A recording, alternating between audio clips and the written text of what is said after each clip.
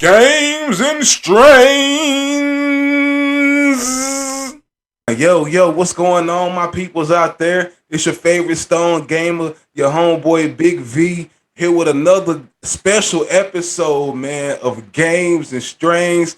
As you can see, I got a guest today. I'm normally by myself, but here and there I bring some special guests on, and it's always a good time when I have a guest. Ladies and gentlemen, you see my guy right here. He goes by he goes by Maurice, but you know what? I know him as the Xbox tester. You know what I'm saying? What's going on, Maurice? How you doing, man? Yeah, I'm very good, and thank you for having me in your show. That's so amazing. I normally don't do these kind of shows that much, so yeah, I'm really really excited actually. Man, so listen. I hope you have some very very awesome questions. Man, listen, man. First of all, I just want to say, I'm a huge fan of your YouTube channel. I just want to start by just saying that. And man, listen, I've been like, it's games that I won't even purchase until I see you play them.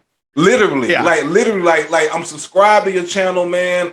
I mean, for a while now, man. I just been like every time you post the video, I get the notification. I'm like, okay, what he playing? He playing the new the Assassin's Creed with the update, the 60 FPS.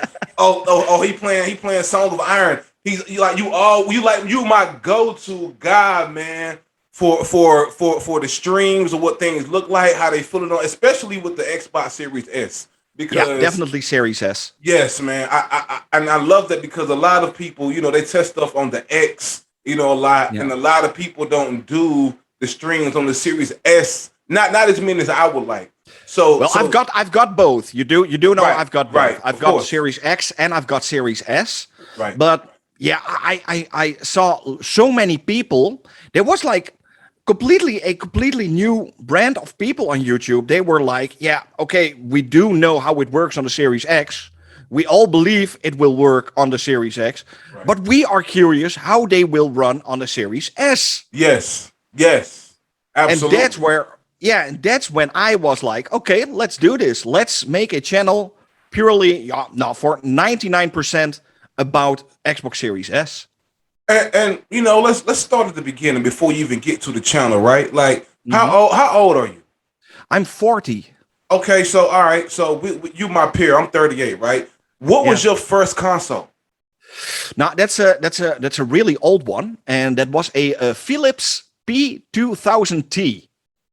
Well, I never even heard of that. What is that? Yeah, it was a really old one with cassette tapes, and it could barely run Pac-Man. What, a console that ran cassette tapes? Yeah, it was a console. I will send you a picture. It's a very Okay. old-fashioned thing. It's like Atari VCS.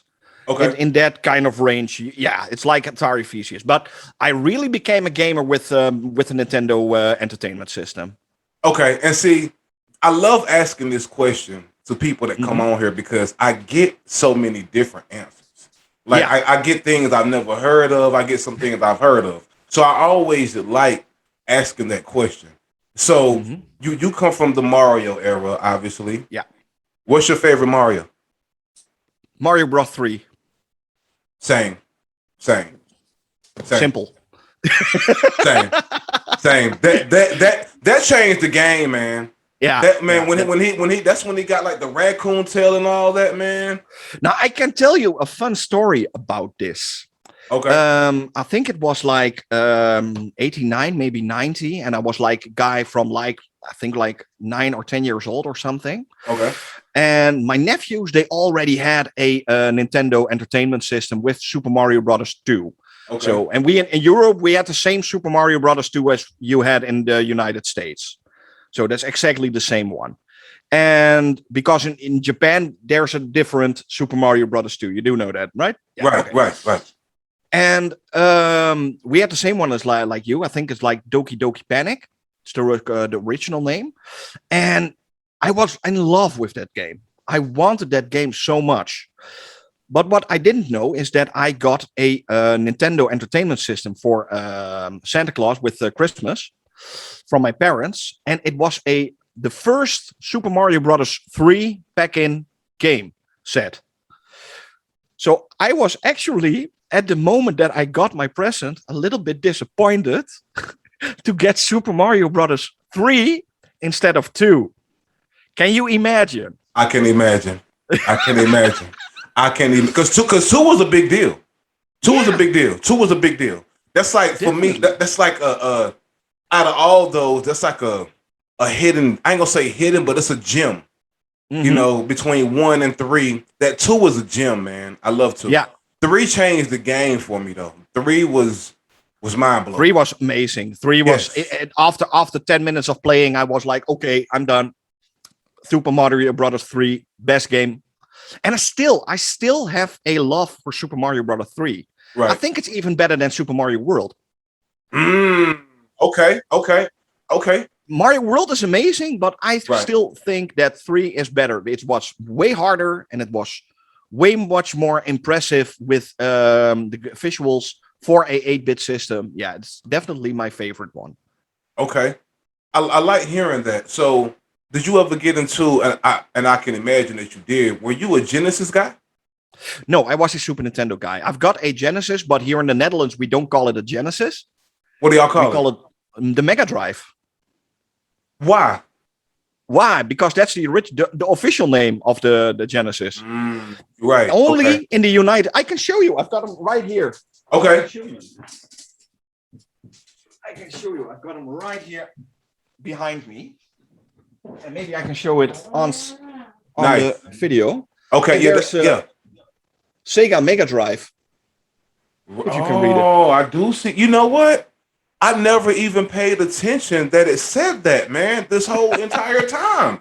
Like I've owned at least 2 of them, and I never even noticed that it had. Yeah. Or was it? Did it only like list Mega Drive overseas where you're at, or was it everywhere worldwide? in the world? It was called a Mega Drive, except for the United States. Wow. Well, and see, this is why I love doing this show, man, because I get educated on different things all the time that I did not know. That is crazy to me, man. Yeah. And I even know why, because there was some kind of company in the United States that already was called Genesis, of Mega Drive. Okay. And that's why they couldn't make the brand Sega Mega Drive in the United States. And that's when they made it the Genesis. Wow. Okay.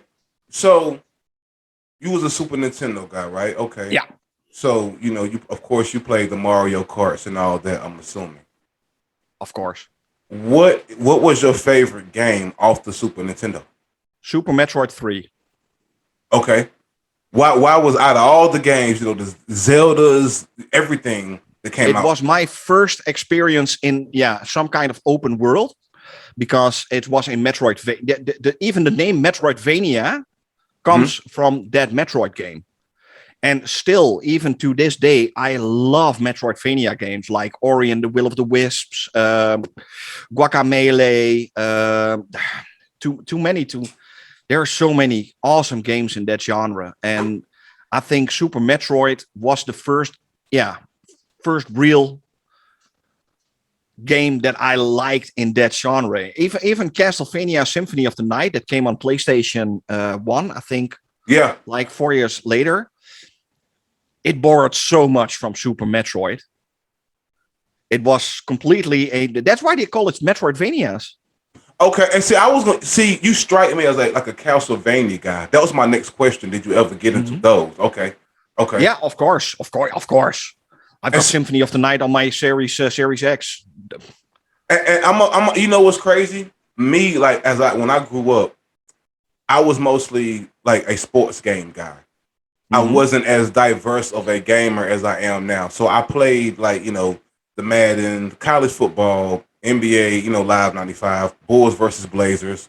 You know, things that were just, you know, just basic. And like I found when I was younger, I always found things like the games like Castlevania and the Final Fantasies just a bit weird. They didn't grab me until I got older.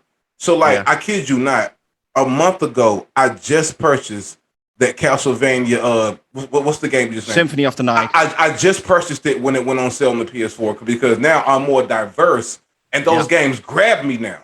And Yeah. and the more I play them, I see that a lot of the games now borrow from that. Yeah. The same as if you want a very awesome game in that genre, you definitely need to check out Bloodstained. Oh Ritual my of the God! Night. Oh my! Listen, I swear I cannot make this up. I just had this conversation 2 weeks ago with a homie of mine, and I said, "Man, have you ever heard this game called Bloodstained, man?" He was like, "Dude, you have to play it. You have to play it." So I was getting ready to buy it, and then I saw the Castlevania. I said, "I'm gonna buy this first. I'm gonna get through it. Then I'm gonna come back to Bloodstained." And they had it on sale for like a great price. I think it was like, man, maybe like $20.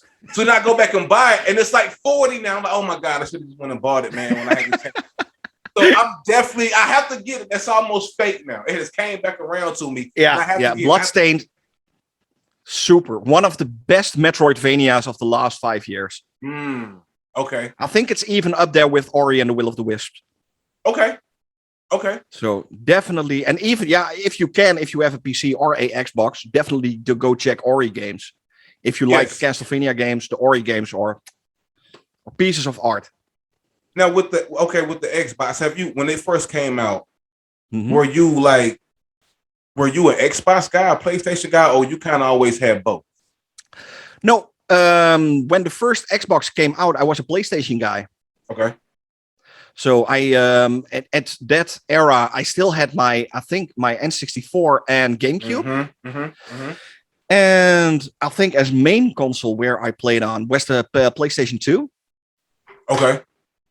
So, and after I think the reason why I went to Xbox was because Xbox bought Rare. Okay. And they came out with 2 games. It was Perfect Dark Zero and Cameo on Xbox 360. And I was like, okay, I now need a Xbox. And that was for me the turning point that I went from PlayStation to Xbox. And see, me, I started out the same way. When those consoles came, I was strictly a PlayStation guy. Like it just grabbed me from the jump. It was just something about that first PlayStation, man. It just had me in its grips. It wasn't until they came out with the first Gears. The first Gears of War, man. Like I walked into a friend of my house who had an Xbox at the time. He was playing that on his TV, and I never forget like how it was this giant spider that he was battling on the screen, and I was like, "Holy shit, what is that? I have to have that. What game is that? Is it on PlayStation?" He was like, "No, this is strictly on Xbox. Gears of War." Yeah, I had to have an Xbox then, strictly for Gears, man. Strictly for Gears, man. I just had to. Yeah, Gears of War is still one of my favorite. I still boot up, I think, at least once a week. I play 1 or 2 matches of Gears 5. Mm-hmm. I'm not a really good at it. I'm not a amazing gamer at it, but I just like to play it 1 or 2 times and then it's gone again. See, me, I'm more Gears, I do the story on. I love the story for Gears. I'm not really a the multiplayer guy when it comes to the Gears. Oh, hard mode. You definitely need to try hard mode. Yes, I love the horde mode. I love that, man. Yeah. I love that. I always love just the campaign on Gears. Yeah, the campaigns are also it's amazing. If you see what was his name? Gears 5, that second campaign that came out with Game Pass last year. Yes. I think it was Hive Busters or something. Yeah, the Hive Busters. It was phenomenal. It was one of the best DLCs I've played in a long time. Mm-hmm. Absolutely. Definitely. And I know you mentioned, you were the Nintendo guy, and you had it. I've had them all. What's your favorite Nintendo 64 game? That's a good one. I'll give you mine. Mine will always be GoldenEye. Yeah. Always. I think that's always so easy to say GoldenEye. I don't want to say GoldenEye. GoldenEye was amazing. Yeah. Don't get me wrong, but I think it's too easy to say GoldenEye. What was my favorite game on the N64?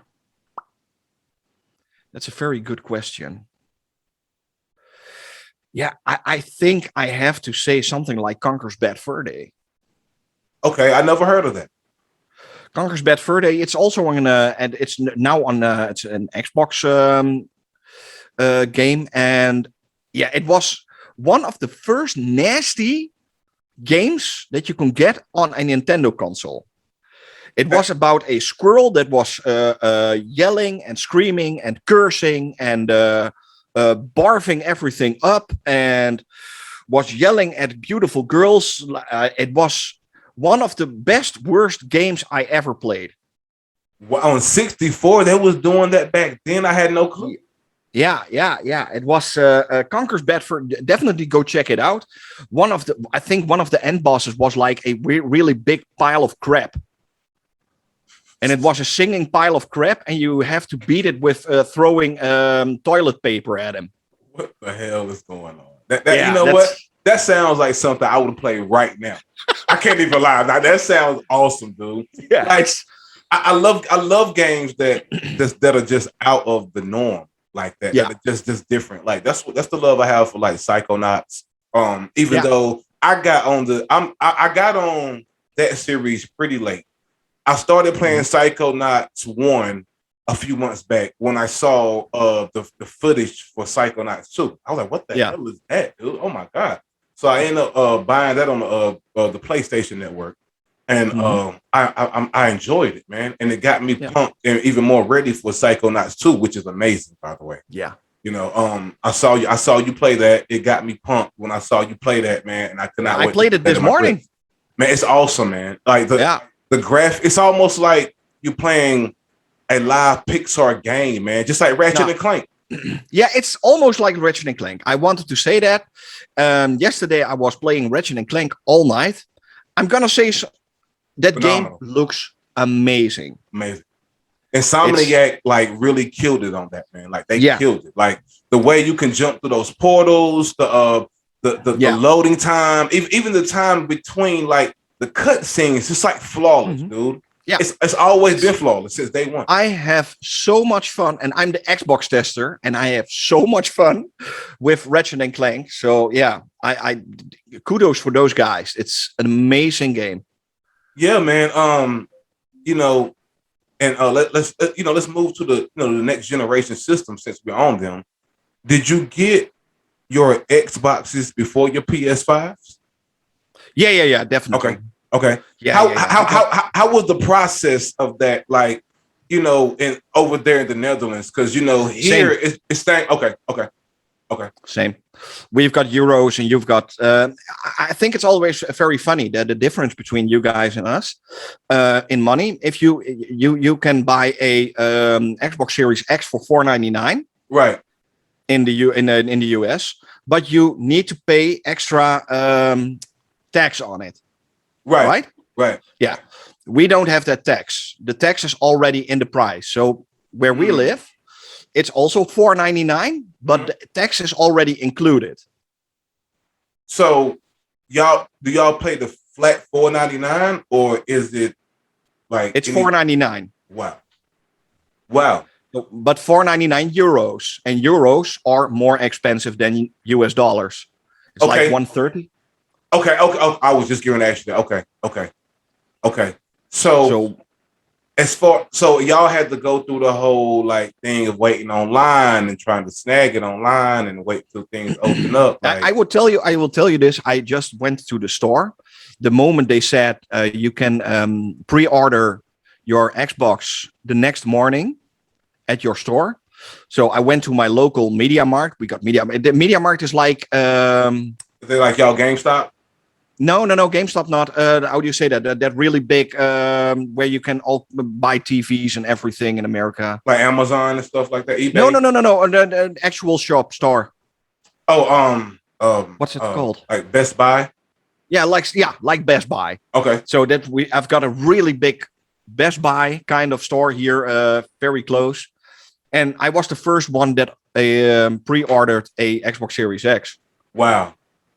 So yeah, when the console came out, I was the first one that was walking outside with a Series X, and the Series S I just ordered on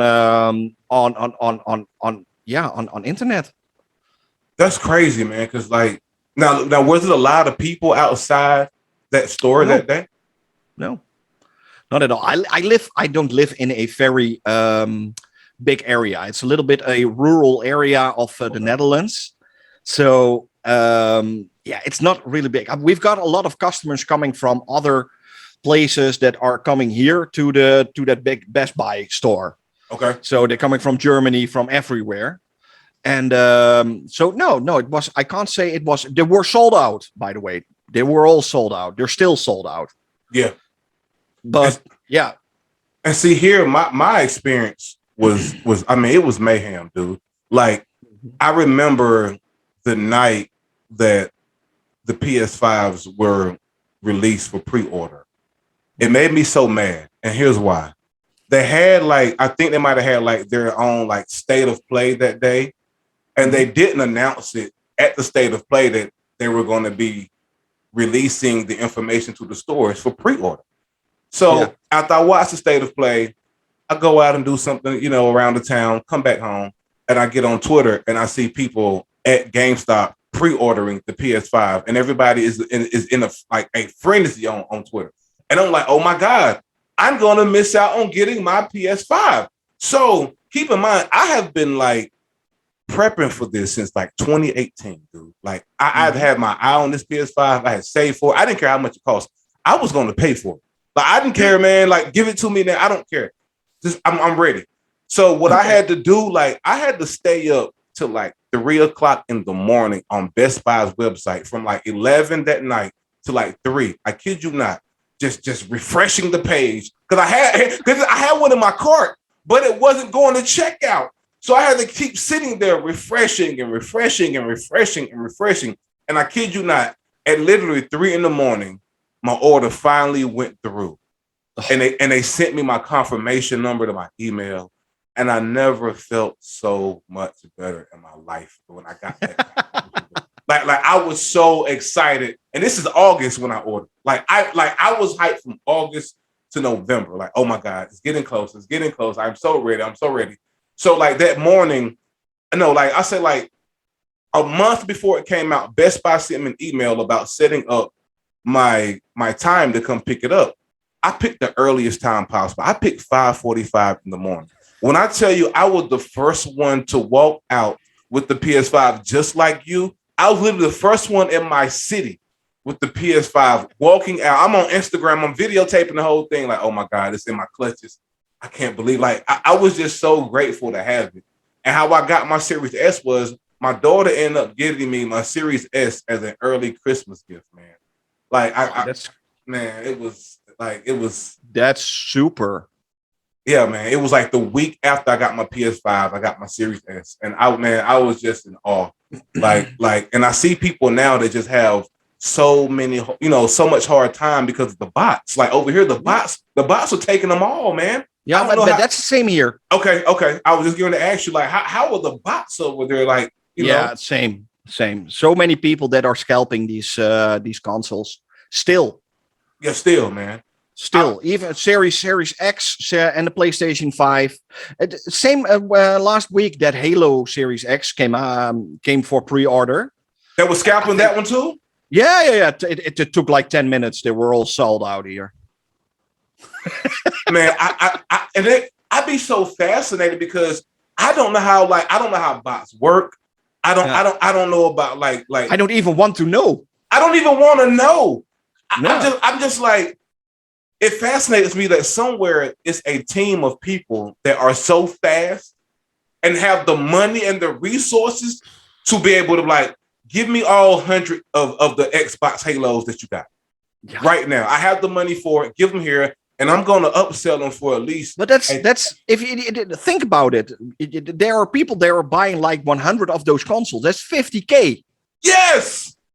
I don't have 50K laying around. I don't either, man. And that's what fascinates the hell out of it for me. Who are y'all?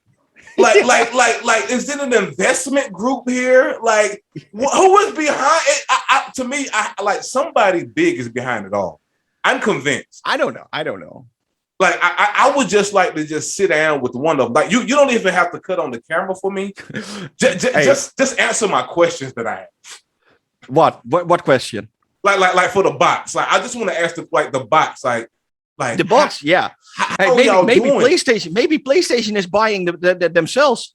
Man, wouldn't that be something? Wouldn't that be crazy? If like wouldn't They it be make crazy? 2 times the money. Oh my God! Can you imagine if Jim Ryan is somewhere organizing this thing, man? Oh my God, that would be hilarious, dude. That would be sick, dude. If I don't care how old I am. If that information ever came out, I would freak out. I could be 80 and get word that in 2021, Jim Ryan was behind all the bots that are buying up the PS5s, man, and upselling them. That would be crazy. Yeah, definitely. Okay, But man. For me, it's still fascinating that it's going on in your world, in the Netherlands, and in the US with this whole bot situation. yeah, the Netherlands is not that different from US. It's Okay. we only speak a different language.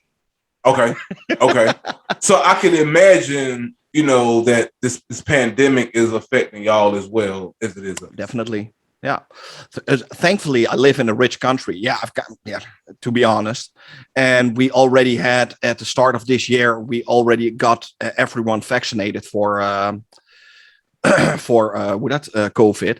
So I'm completely free. And it's also, we're now at a point here in the Netherlands that it's, that we can go outside. We don't have to wear the masks anymore.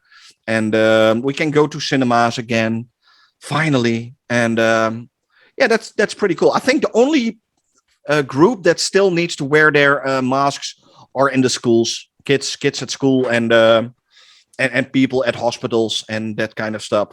But for the rest, I think it's starting to become normal again, the normal world. So how did your country manage to get like everyone vaccinated? With a lot of money? Was it any like mandate, like everybody has to do it? Like, do they force people? No. They don't force anyone. Okay. If you want a vaccination, you could get a vaccination. That's it. You get a letter from the state, and the state is like, "Do you want a vaccination? Call this number," and you can make an appointment. And if you didn't want, no problem. So again, it was a choice that the people made that, hey, we're all gonna. Your country is told like almost 100% vaccinated. Yeah, I think I think 90% is vaccinated right now. That is phenomenal. Like congrats to the Netherlands, man. Like over here, we have so many people that think that masks are a violation of your rights. Mm-hmm. We have so many people that think that COVID isn't real. Oh, we got those people too. Wow. Do you know? We have a name for those peoples. What is the name? We call them wappies. Boppies? Wappies. Wappies. What? They're a little bit wappy.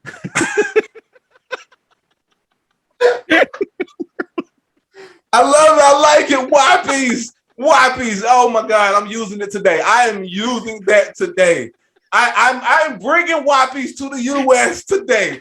Yes. My Netherlands brother, Maurice, told me wappies was the name. Yes. Oh my God. I love it. Wappies. Yeah. Okay. We call them wappies. Those are the people that are like conspiracy theories, and you've got 5G and you got magnetic on your. Come on, please. Oh my God, man. I've got a flu shot. I've got a mobile phone. If they want to know anything about me, they already know. Thank you for saying that. Thank you. I've been saying that since this thing has started, man. Yeah. Like it just baffles me, people's mindsets when it comes to this thing. Like here in the US, I think maybe 50% may be vaccinated. Maybe. Mm-hmm. And it's but do you need to pay? Do you need to pay for the vaccination in the US? No, it's free. You can go to your local CVS, your local pharmacy, and get it right now. You just have to be I think the age of 12 and older. They don't have it for the kids yet, and I'm hoping they will, so I can get my kids vaccinated. And that's why I'm homeschooling my kids again this year, is because here certain people don't believe in wearing the mask, and I just don't want my kids to get sick. I've lost family members to this thing, and I'm just trying to be as safe as possible. Myself, Yeah, I'm fully vaccinated. My wife is fully vaccinated. My oldest daughter is fully vaccinated. yeah, We're just trying to do our part, man. yeah. Same here.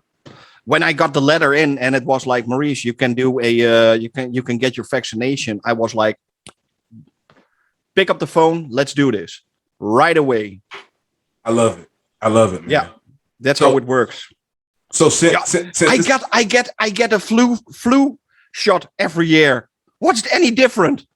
dude, I tell people this, man. Like here's the thing with people over here. They say, I don't know what's in it. I don't know what's in it. I say, dude, you eat hot dogs. I'm gonna just leave it at that. You don't know what's in. You know what a hot dog is made up of? Do you really? It's Do you know every part of the hot dog and you dude, put it in your body? dude, what you eat chicken nuggets. There is no part of the chicken that is called a nugget. I never see nuggets running around. No, you don't. You don't. No, you don't. I don't get Same it. goes for fish sticks. I don't know how they swim.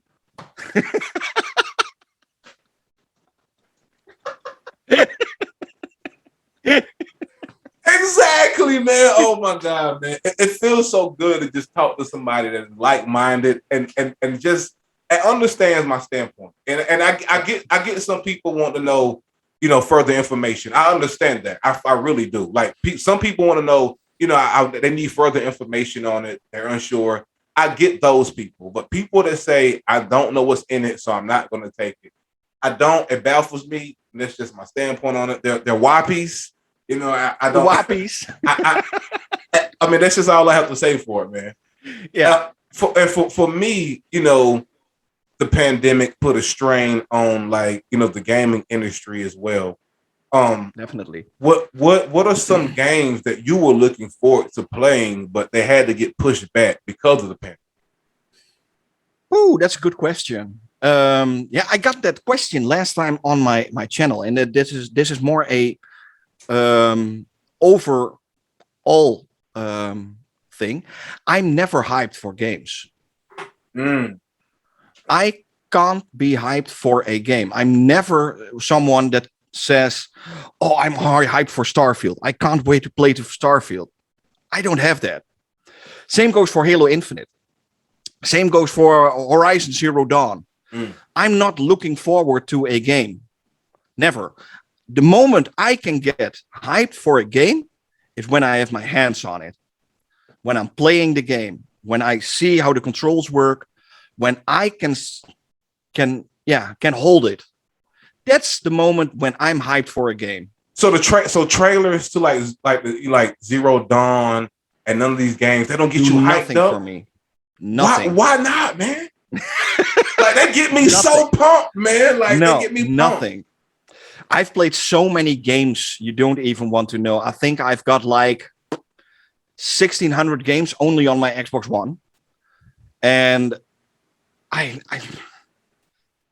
saw a post. I want to talk about that while you're on that. I saw a post of yours. I think you might have posted on Twitter where you was like, people that say Xbox has no games, and then you show like your gaming library of the games that you have. Dude, I hit the floor.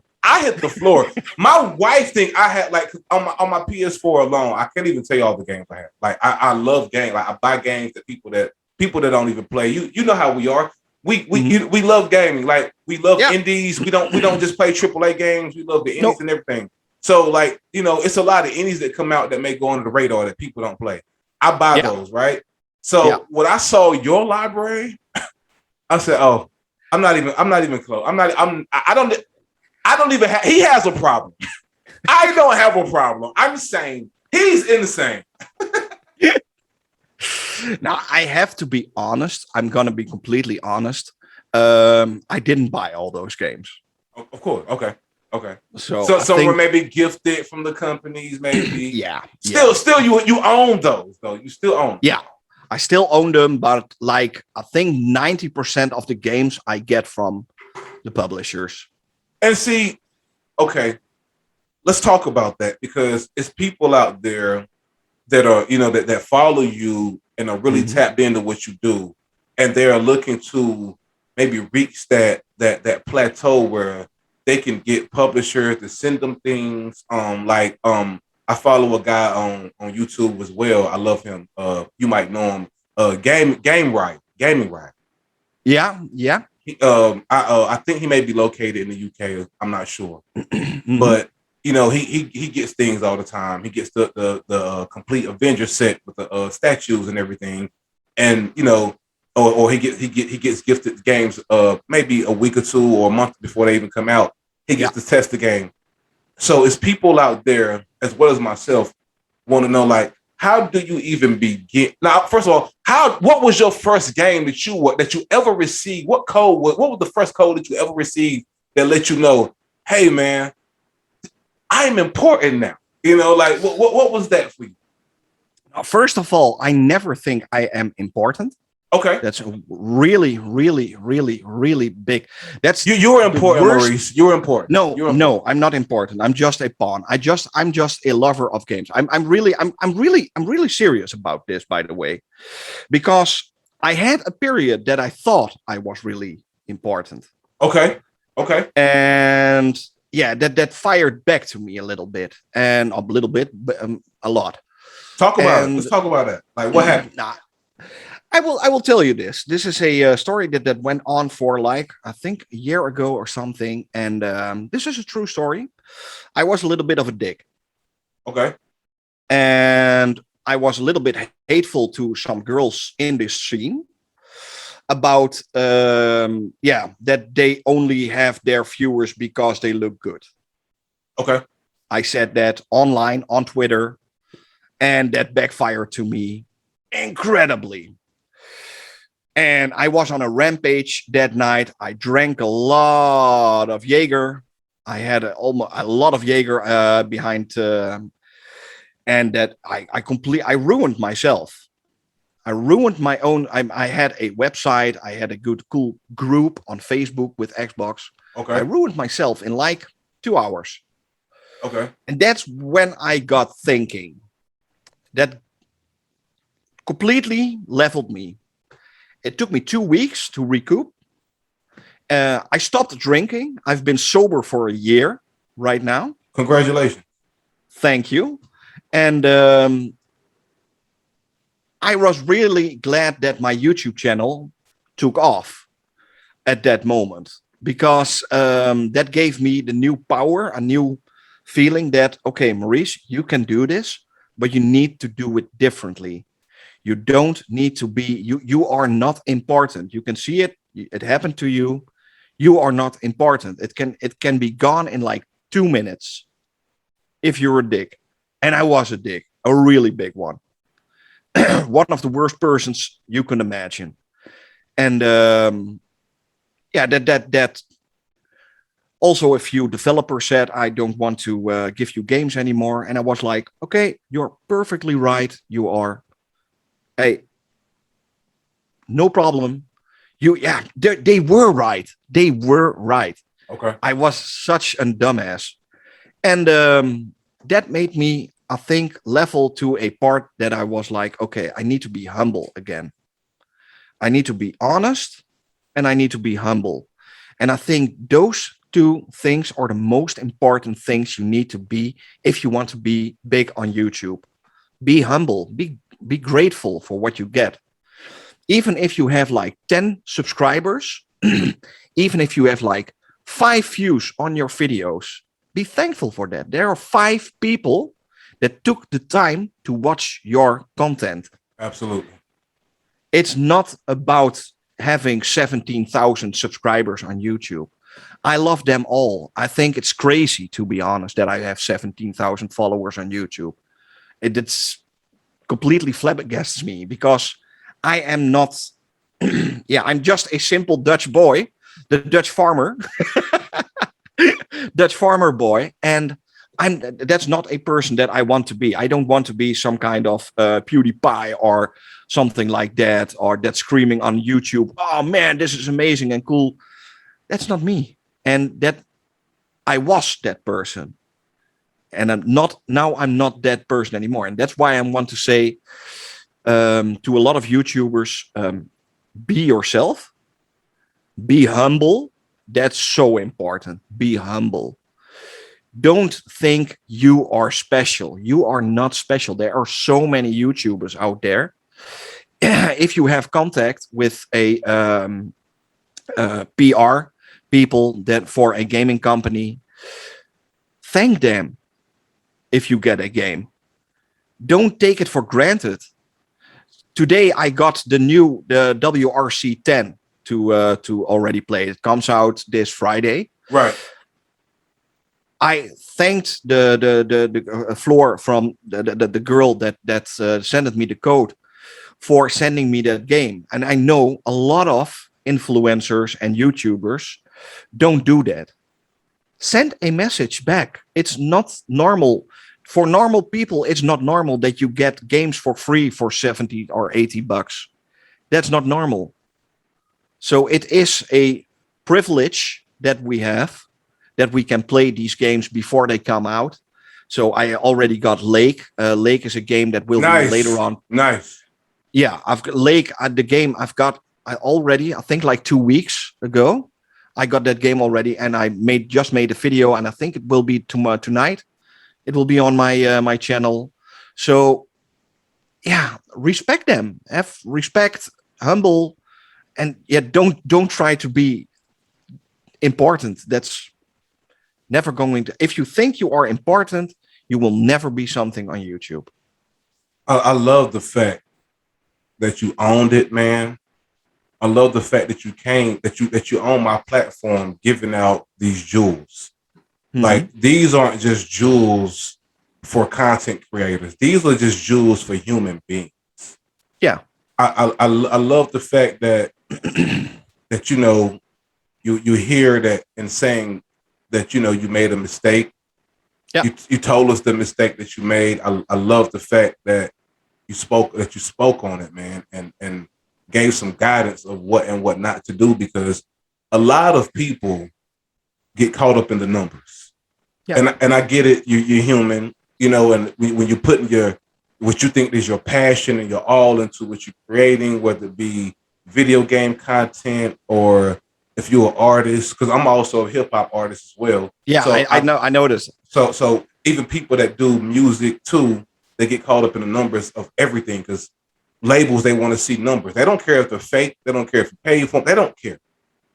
Yeah. And I watch people lose themselves over just numbers, and they chase, like you said, the PewDiePie fame, and they see all these influencers and they see people getting these things. Yeah. And I tell people, like, you have to do, first of all, you have to be yourself, and you can't be anybody but yourself. And we can tell when you're trying to buy other people's styles. We can tell when you're trying to be the PewDiePie guy or the T Martin. We know. We can tell. We can tell when you're trying to be the saltiest gamer. We can tell. Like, we can tell. And I feel like that a lot of people aren't grateful for the few people that are viewing their content. Like you said, if you have 5 people that constantly watch your content, be grateful people are taking the time out of their day to check what you have going on. Yeah. Like me, I have 231 subscribers, man. I'm grateful for 231. I'm grateful, because I remember a time where I only had maybe 2. I started with 2 subscribers too. And look, you're 17,000 up, even after a mistake that you made, man. Mm-hmm. Like, you recovered great in my opinion. And thanks. I'm one of the subscribers, and man, one of the things that attracted me to your content and made me just subscribe to your channel, man, is it was different. You weren't up there, coming on, hey man, what's going on? And yo, and with all these graphics in the background all crazy, and your video wasn't going in and out with just unnecessary effects. Oh my God. Dude, I'm here for the game, dude. I don't care how great your editing skills are. I don't give a fuck. I just want to hear about the game. How did you like the game? Dude, I'm here because I'm not privy to play games early yet. I'm not there. So I rely on guys like you to let me know, hey man, you should check this out. But that's good. I really thought about the content I wanted to make. Mm-hmm. And I really thought about it. And I really thought about what do I like with other YouTubers and what do I don't like. So there are a few things I don't like with other YouTubers. First of all, intros. I hate intros. First you get an intro for a YouTube channel that's like 15 or 20 seconds, and then they are introducing themselves again. And I'm like, okay, you just had the intro. Why are you? Okay, I am my introduction. I am the introduction. I say, hey, you guys and girls, welcome to the Xbox Texter. Thank you for watching. My name is Maurice. Bam, go. It's not that hard. Right. Second, what I really hate, indeed, what you say, that's that the cameras up and down and up and down, or strange little sound effects within, and the worst, I think the worst thing I really hate when YouTubers do that is make a title like Xbox has a big problem, and then they go like 20 minutes babbling about how awesome their channel is and how amazing their fans are, and like the last 30 seconds they're like, Xbox sucks. Okay. Oh my god, dude, they are the worst. They might be worse than those people that every time PlayStation or Xbox post something, it's that guy that says PS is better, Xbox is better. They're the first person to say, like, yo, dude, dude, why do you have to tweet every time a console posts something? PS is better, Xbox is better. But let's be honest, they are rooting for plastic boxes. Yeah. Yeah. You're right. They're rooting for plastic boxes. It's You're right. a plastic box. The Xbox is a plastic box. The PlayStation is a plastic box. Yeah. Yeah. You're right. You're right. Ultimately, you are completely right, man. And that's why I don't understand people that get caught up in the console wars, man. Mm-hmm. Like it's just so I don't get it. I don't understand. Like, yo, I mean, I get it from a standpoint if you want to argue business tactics, because I don't feel as if PlayStation, they don't do the best business. They don't communicate with the community the way Xbox does. Like, you know, it's almost like they're complacent. It's different. They're just two different companies. Yeah, yeah. It's the same as with Apple and Samsung. You've got people that are screaming about Apple. Oh, Apple is amazing, and you've got people that are screaming, oh, Samsung is amazing. And they are both right. You're right. You're right. They are both right. You know, right. PlayStation is amazing. Xbox is amazing. It's not that hard. I agree 1,000%, man. Like I love both companies. You know, and of course, I have a Xbox channel, and Xbox will be my main console all the time. But I do respect the PlayStation. Yes, I know what they do, and I love it. I really love it. I never owned a PS4. I completely let the PS4 go. Okay. So this is my first PlayStation after the PlayStation 3. And I love it. I really love it. And I'm really grateful that I didn't bought a PS4, because now I can get all those amazing PS4 games in 60 FPS, 4K on my big screen. And I'm like, yee. Yes, man. And it's so all. And the thing, I just wish they would just rip the Band-Aid off and just give us that full backwards compatibility, man. At least to the PlayStation 3. At least to the PlayStation 3.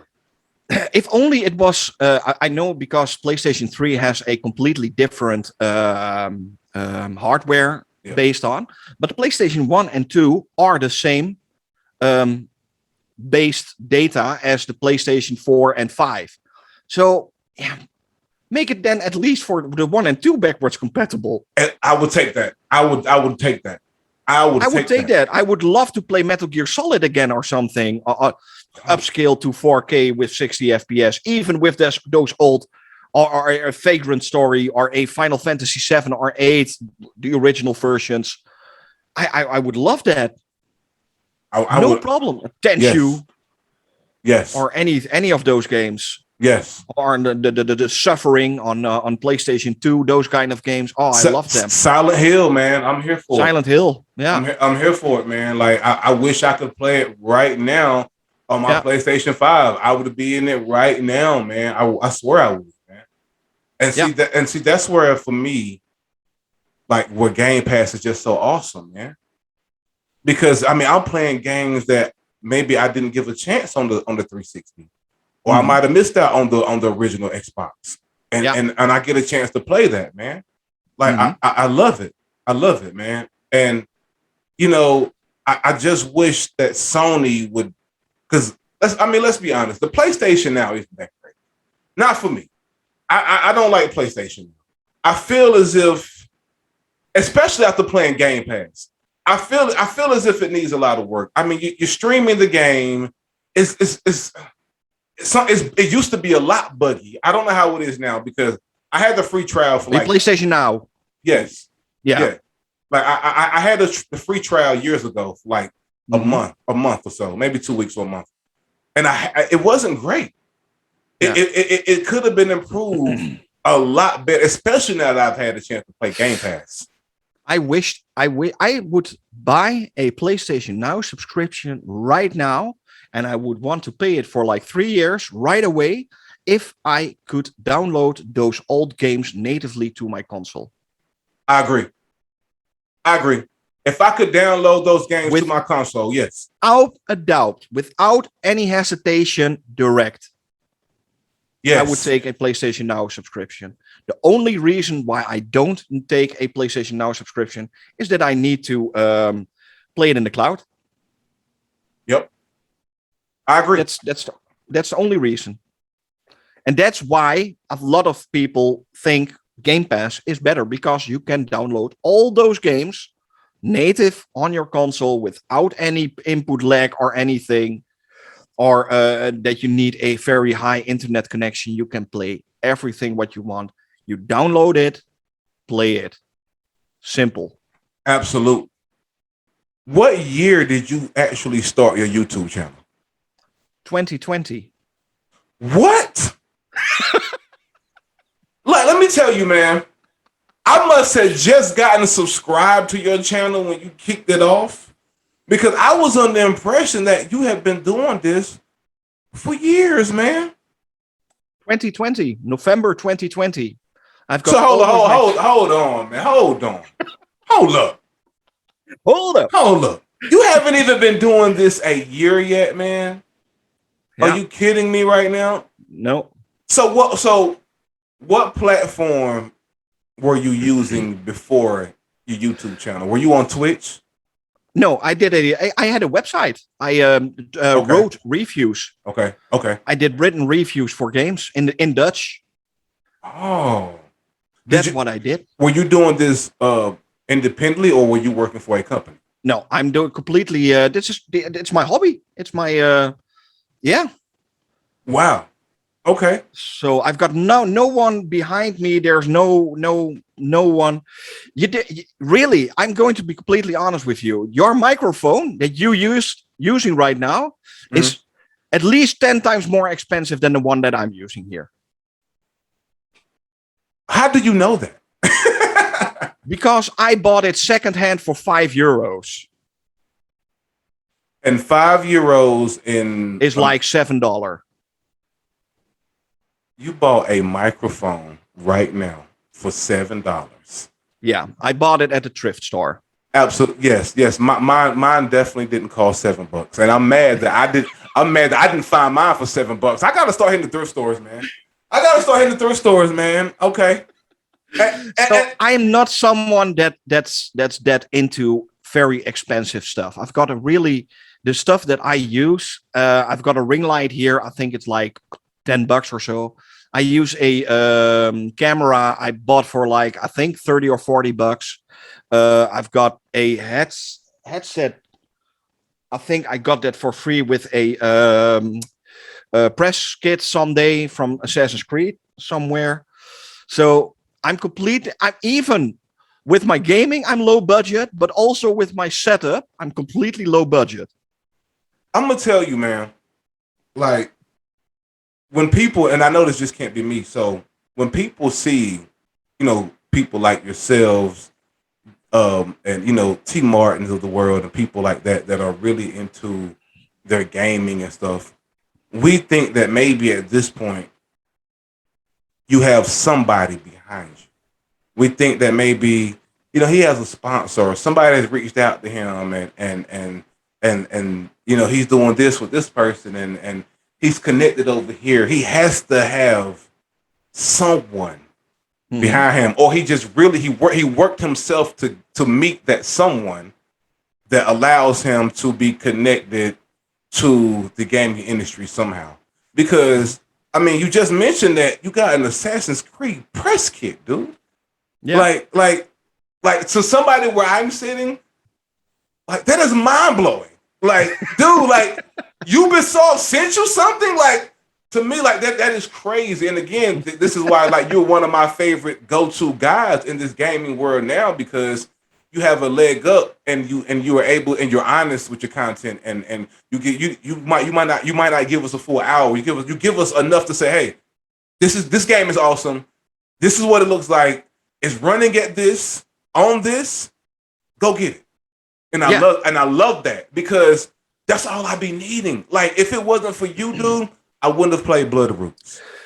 I will tell you one thing, and that's so I will first of all I will tell you a story. You're going to be mind blown by this one. I've been a Comic Con host for a long time. What? I was a host on the main stage at Dutch Comic Con, and I did a lot of interviews with Hollywood actors from the A Team, from Star Wars, from Game of Thrones, from everything. I met them all, hundreds. And there was one guy. I just started doing these interviews with those actors, and there's this one guy. His name is called Mark Ryan.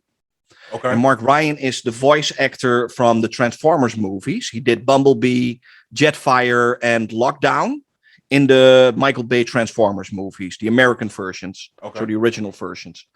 And Mark Ryan, I asked him, Mark, what's the difference between a good VJ and a bad VJ? And he was very simple. Maurice, the people are not coming for you. The people are coming for the person you announce. So never think you are the reason that people are going to watch you. And that's the same tactic that I'm using on my YouTube channel. People are not clicking on my content for me. The people are clicking on my content because they want to know something about the game. That's why I'm keeping it very short, the stuff that I'm saying, like, the introduction and stuff. And I go within 40 seconds or a minute, I'm already at the game. And that's what I wanted to show to the people. That's why I'm always small I'm not never full in screen. People don't come to my videos only for me. It's easy that I'm there talking with you and looking in the camera and they can see someone that's playing the game. But people are coming for the games. They really want to know, will this game run on my Series S? Will this game even look good on my Series S? How much data is the game on my Series S? And is this a fun game? That's why people are coming to my channel. You're right. And that's what I want to show them. So, yeah, I really have to give it to Mark Ryan that he taught me that trick. Yeah, it's, again, being humble. I mean, let's not gloss over the fact that you've hosted Comic Con. You're name dropping, Transformers, Game of Thrones people. Like, how long have you been in this industry, man? Like, how long have you just been doing like your writing and your gaming and everything? Like, you just didn't just do this like 2 years ago. No, it started very simple. As you can see behind me, there are a lot of Transformers. I've got a lot of Optimus Primes. I think I've got in my complete house about 150 or 160 Optimus Prime figures. I had a good friend of mine. He has a shop. He had a shop where they sold. There's my dog, by the way. He's also walking by.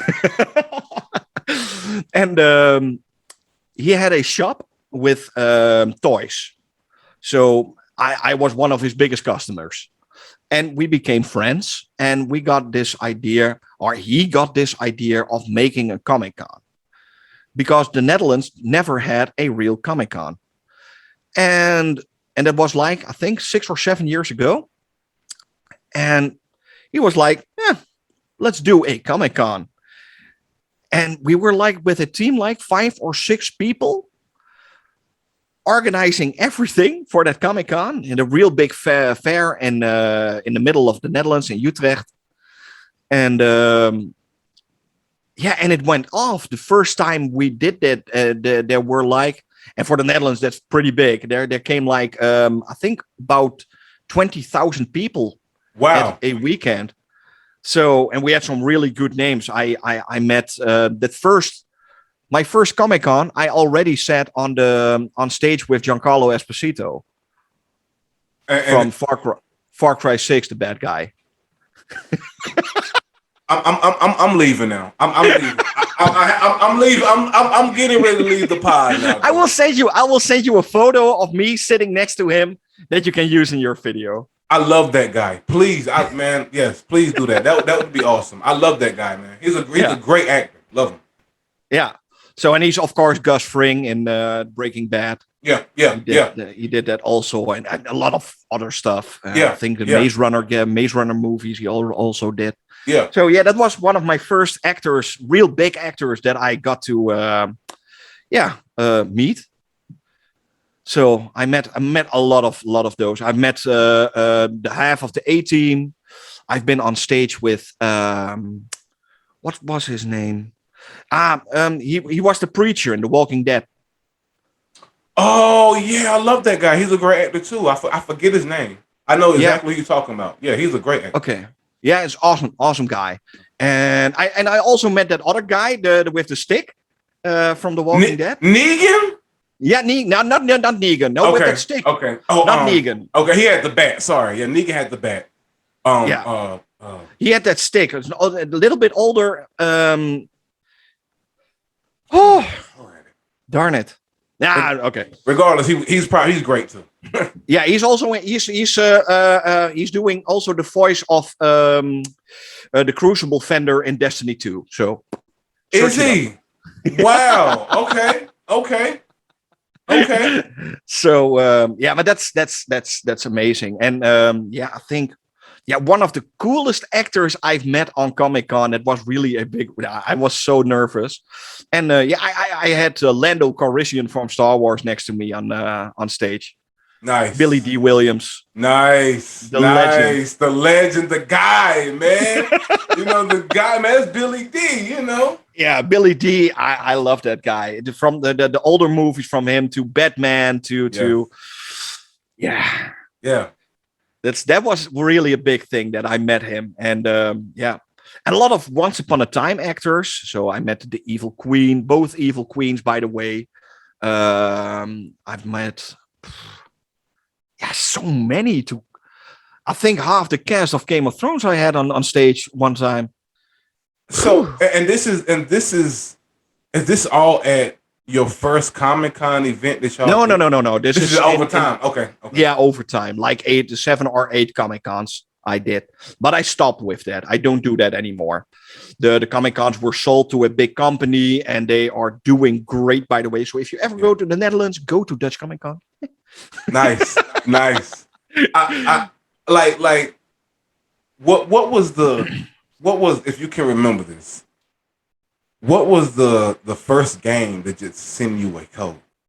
It's like one time? No, what? Like, what was the first game like to ever send you a code? Like to play the game first early? Game? Oh, that was an indie game. That was a Artifacts Mundi game. I think it was like, what was it called? Enigmatis. And for what system was this on? Xbox.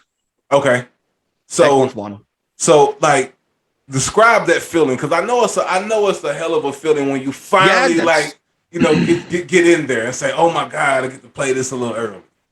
yeah, that's super. That's you get a feeling like it's almost like it's Christmas. Right. Like yeah, like okay, wow, that there's someone that acknowledges me as a person that is going to tell something about their baby. So a very nice story. Like now, I saw that on Twitter also, and that guy from the Song of Iron video, that Yeah. Joe Joe Winters. Joe Winters. Yeah. I had an amazing talk with him directly through Twitter. With I had some questions about the game, and he was so open and so easy to go with. You normally always think that those people are like very far away and they're high up on a throne. They're not. They're just people like you and me, and they really love to talk about their babies.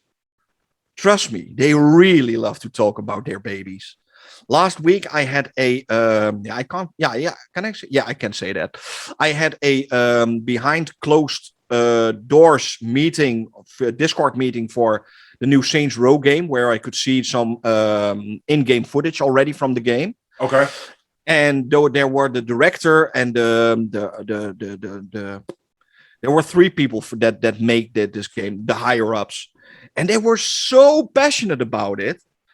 And they were so like, almost like little children, like, oh man, we finally can talk about our game and it's my baby. And this is in the game. And that's when you really notice that there are people too.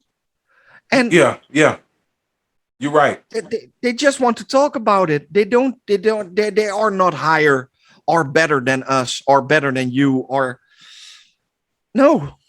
And see, I had that experience. I say a couple. It was about a month ago now. At this point, I had posted maybe 2 months now. This was back when Space Jam was coming out, and Mhm. the game had came to Xbox Game Pass, and I had let my kids play it. My youngest kids are 7 and 5, boy and girl. So I recorded a video of them playing it, and I just posted on Twitter like, my kids are enjoying the new Space Jam game that just came to Game Pass. Somehow, the CEO of Digital Eclipse, who makes that game, he saw it. He ended up retweeting it and liking it, and some of the developers saw it, and they commented, man, thank you for sharing this, man. Like, this made my day. You don't know how much this means, man. Like that They made are me. people too. There are people too. So what I did was I ended up reaching out to one of the guys named Stephen Frost, who worked on the game. And he also worked on a couple of the Segas, Iron Mans, and a couple other things. And I asked him, could I sit down with him and just talk about the Space Jam game? He was nice enough, man, to sit down with me, and he brought two more other developers who had also worked on the game. Yeah. And man, we had a nice conversation, man. It's still mind blowing to me that I even had that conversation with those gentlemen because I was like, no way, they're not going to respond. They probably have better things to do. But you're right. They're regular people and they want to talk about their game, man. Especially like when they find people who appreciate it. Yes. It's a lot of people that that are quick to condemn games, and I mean I've been one of those people in the past, but I've had to learn that, man, listen, these people put time and their lives and their livelihoods Yeah. into what they're making. You know, Yeah. you don't if you don't like it, you don't have to go public about it and just trash it. Like, okay, you didn't Same like it. same goes. I don't know if you saw my video on Call of Duty Vanguard for the PlayStation 5. I saw you posted it yesterday. I hadn't watched Yeah. it yet. I was talking about what you were saying. I was talking about that because Activision right now is on a lot of fire. Yeah. And they put on the Activision logos very small in the game. And also in that video, I put it up and I said, guys, we can really mean about this game and cancel the game and blah blah blah. But there are also people that worked on that game that are not like that. That are just people like you and me and are like, shit, there's 2 or 3, maybe, or maybe even 10 people that make a mess. But we are sitting here with like 200 or 300 people that do have respect for each other. And we also made this game. You're right. So, and I'm always thinking about that too. There are people behind those games. It's so easy to tell a game that it sucks. It's so easy. I can do that all the time. That's the most easiest content there is. Saying a game sucks. I can find anything about any game, no problem. Give me a game, I will completely wreck it down, no problem. But I think it's an art to see the good things in games, to see what a person made. It's something Song of Iron, such a big thing going on with that game. It's made by one person, passionate project by one guy, and it shows. It feels like someone put his effort in it, and it feels like there's sweat and tears in that game. And is it the best game I ever played? No, definitely not. Right. Are there problems with the game? Oh, sure there are. Of course. No. Of course, if I wanted to slaughter that game, no problem. But I always try to see what the people behind, what's the story, what's their story? Mm-hmm. Why did they make this game? What do you want to tell to me about this game? Is it just a simple cash grab? Or is it something really cool going on? I don't know if you heard that story about that new game on Steam. From that, there was this story. I don't know the name of the game right now. Okay. Steam has a policy that if you play a game for 2 hours, you can refund it. Now, 2 hours normally for a game like a FIFA or a Madden, 2 hours is nothing. That's only the tutorial. Let's say. But there was this small indie developer, one person that made a perfectly fine game on Steam. It came out, I think it was like $7 or $8, and the game is 1.5 hours long. So what happened? A lot of people bought that game, completed it, and refunded it. And now that that developer has said on Twitter yesterday, you guys, this is it. I can't do it anymore. I stop. I can't make games like this because I made a game that is 1.5 hours long. And people bought it, gave it even a nice rating. And after they gave the nice rating, they refunded the game. Wow. So there was a really big story yesterday. And I was like, there are people behind these games. There are families. Yeah. Of course, it's not like a lot of people always think, but those are also big companies. That's only 5% of the games that come out. Yeah. Those are made by the big companies. The others are all like indie games. So Lake, good game. Yeah. Song of Iron. What games do I have more? Let's see. I've got it. Death's Door. Death's Door. Yeah, Death's Door. Amazing game. It's made by 2 guys with some help from others. Amazing game. Blood Roots. The list goes on, man. The list goes on. All amazing games. Even that Hades. Also. Yeah. Also, very small team that made that game, but it's an amazing game. They don't always need to be games that cost $240 or $50 million. Yeah. I agree. You can play a good. That same goes for what we're talking about at the start of this video. Ratchet and Clank and Psychonauts 2. 2 games, same genre, but the Ratchet and Clank should maybe have cost $200 million to make. Yeah. And Psychonauts 2 maybe a quarter, if it is. Yeah. Like 50 million, maybe, if it was that much. So yeah, and they are both at the same length. I can't really say which one is better. So it's that hard. Yeah, I agree. I mean, I can't think of the name of this game that I a few months back I bought the game. It was maybe it could have been the demo because I hear that the bright memory. Bright memory, yeah. Man, listen, that game is phenomenal for what it is. I'm waiting on Bright Memory Infinite right now. Right now. The moment he releases that, he has my money. He has my definitely. money. I mean, like $8. It was a launch game for Xbox. Did you know that the first game? It was the first game on Xbox Series consoles that's exclusive for Xbox Series consoles. I didn't know that. You can't play that game on Xbox One. Wow, I didn't know that. Nice. Yeah, and that's one guy behind that, man. Yeah. Like I'm so ready for Bright Memory Infinite. Like I'm so checking for that, and I hope it comes out this year. I understand the time it takes when you're one guy. I mean, here I understand the time it takes when you're a whole company.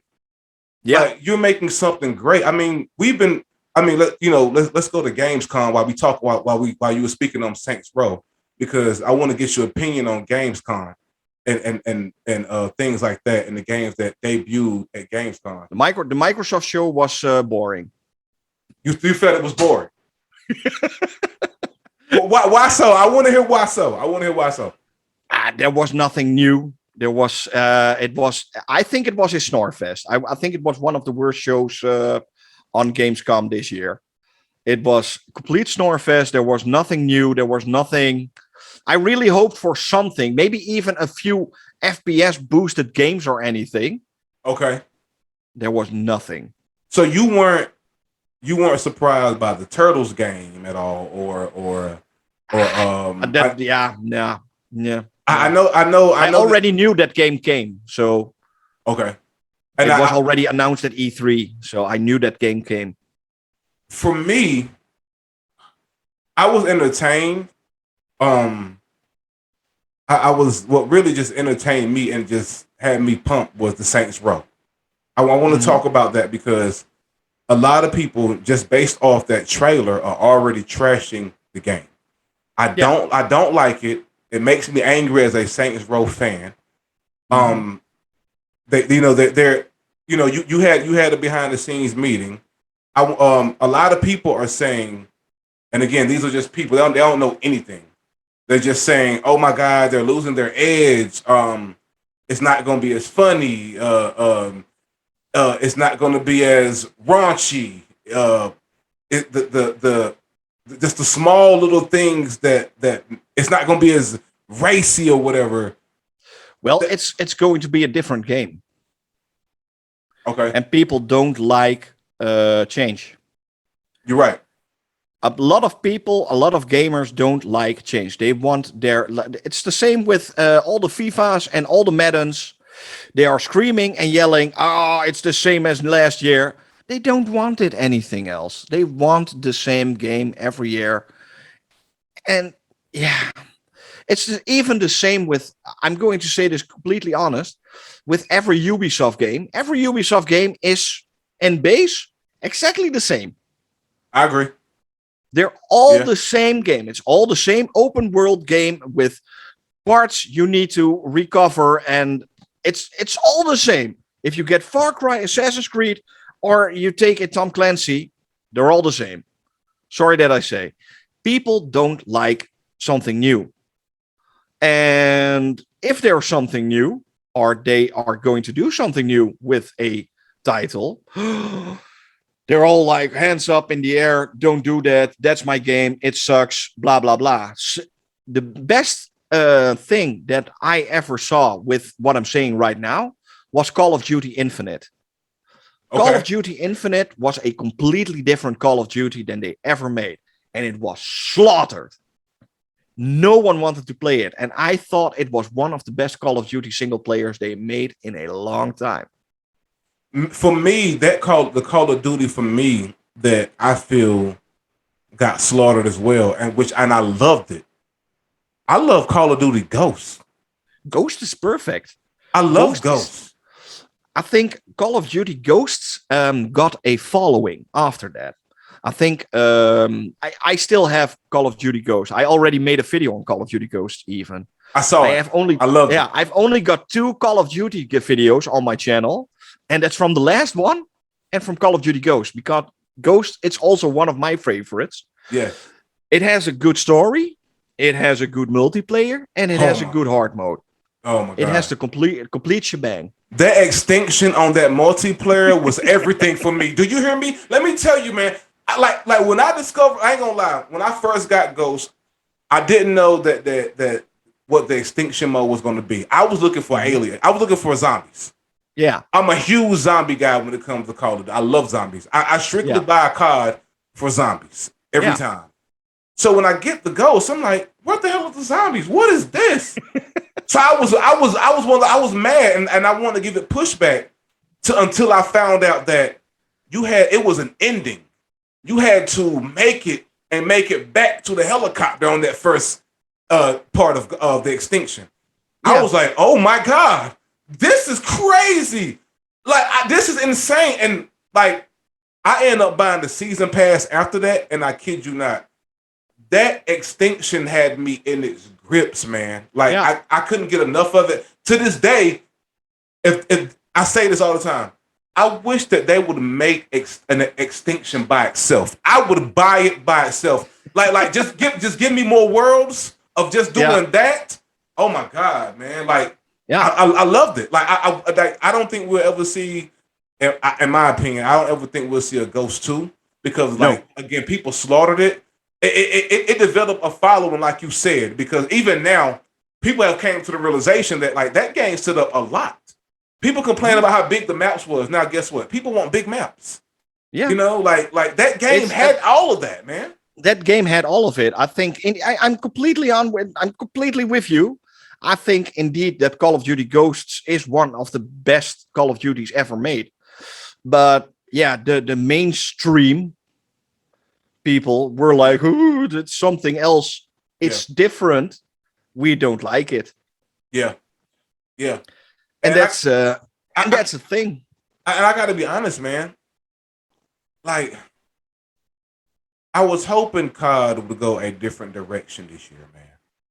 And I got to be honest, man. I'm not going to buy Vanguard. I'm not going to support it. I won't support it for a couple of reasons.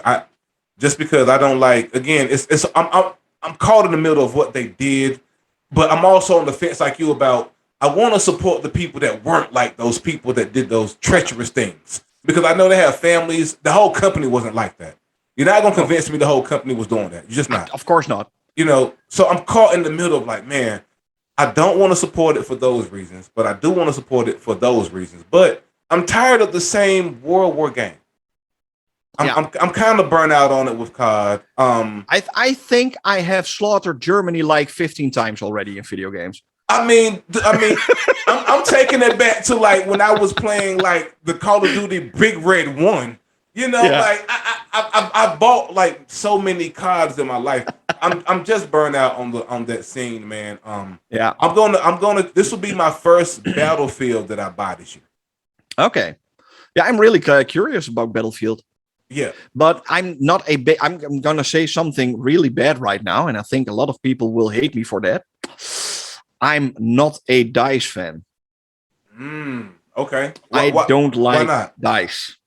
I'm not that into Battlefield. I think Battlefield is too much graphics and not that much gameplay. So you didn't like Battlefield 4? Nope. You didn't like the campaign? Nope. Whoa, man, I love that campaign.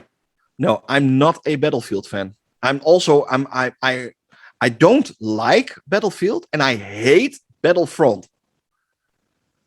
Gotcha. I hate Battlefront. I think they butchered one of my favorite movie series in those games. And yeah, the only game I like from DICE, yeah, that's only one game. That's Mirror's Edge. I like Mirror's Edge. I think Mirror's Edge. What a classic, man! What a classic game. Yeah.